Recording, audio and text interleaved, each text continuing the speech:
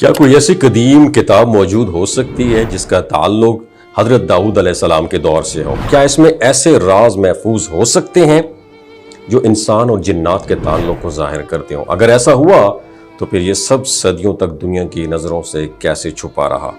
آج ہم ایک ایسی حیران کن دریافت کے بارے میں بات کریں گے جس نے تاریخ، مذہب اور آثار قدیمہ کے ماہرین سب کو حیرت میں ڈال دیا ہے۔ یہ کہانی شروع ہوتی ہے بیت المقدس کی جنوب میں تقریباً 30 کلومیٹر دور واقع ایک قدیم مقام خربت قیافہ، جہاں ماہرین آثار قدیمہ نے ایک قدیم بستی اور محل کے آثار دریافت کیے۔ تحقیق کے مطابق یہ جو جگہ ہے تقریباً 1020 قبل مسیح میں آباد تھی اور صرف 40 سال کے اندر ہی ویران ہو گئی۔ کچھ ماہرین کا خیال یہ ہے کہ یہ وہی دور ہے جسے حضرت داؤد علیہ السلام کی حکومت سے جوڑا جاتا ہے۔ حضرت داؤد علیہ السلام ایک عظیم نبی اور بادشاہ تھے۔ اللہ تعالیٰ نے نہ صرف حکمت اور انصاف عطا کیا بلکہ زبور جیسی مقدس کتاب بھی عطا کی۔ ان کے بارے میں یہ بھی بیان کیا جاتا ہے کہ وہ نہایت عادل حکمران تھے اور ان کی حکومت میں ڈسپلن اور انصاف کی مثالیں قائم ہوئیں۔ ان کی شخصیت میں عبادت، بہادری اور لیڈرشپ تینوں خوبیاں موجود تھیں۔ جب اس مقام پر کھدائی کی گئی تو ایک خفیہ کمرہ دریافت ہوا اور اس کمرے سے ایک انتہائی قدیم اور پراسرار کتاب ملی۔ یہ کتاب بظاہر بہت پرانی تھی، اس کے صفحات کمزور اور وقت کے اثرات سے متاثر تھے، جیسے اسے صدیوں سے کسی نے چھیڑا ہی نہ ہو۔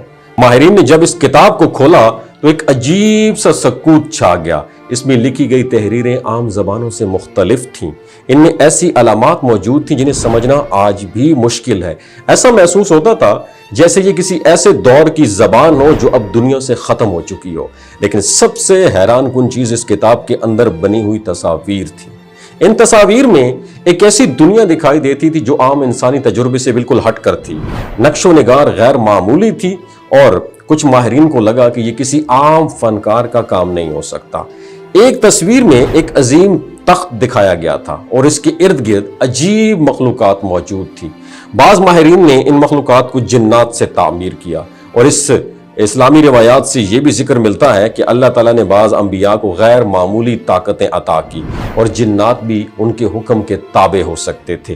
ایک اور تصویر میں انہی مخلوقات کو ایک شاندار محل تعمیر کرتے ہوئے بھی دیکھا گیا اور یہ جو منظر ہے بیک وقت دلکش اور پراسرار تھا، جیسے یہ صرف ایک تصویر نہ ہو بلکہ کسی حقیقت کی عکاسی ہو۔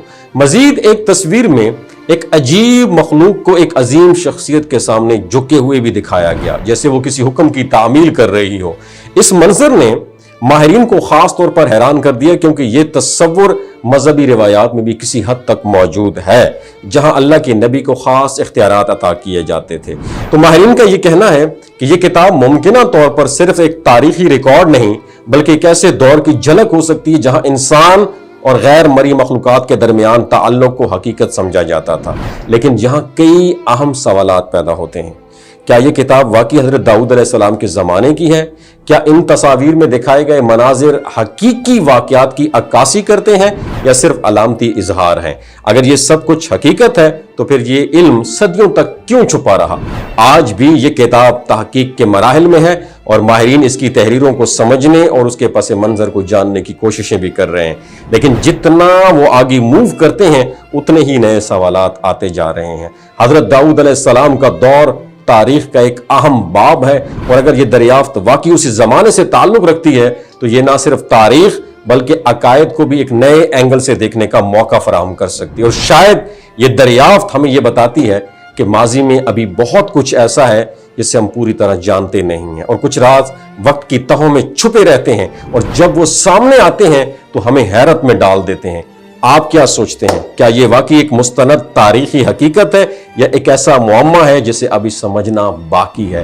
نیچے کامنٹ سیکشن میں اپنا ایکسپیرینس ضرور شیئر کیجیے گا اور یہ معلومات دوسروں تک بھی شیئر لازمی کیجیے گا۔ بہت شکریہ۔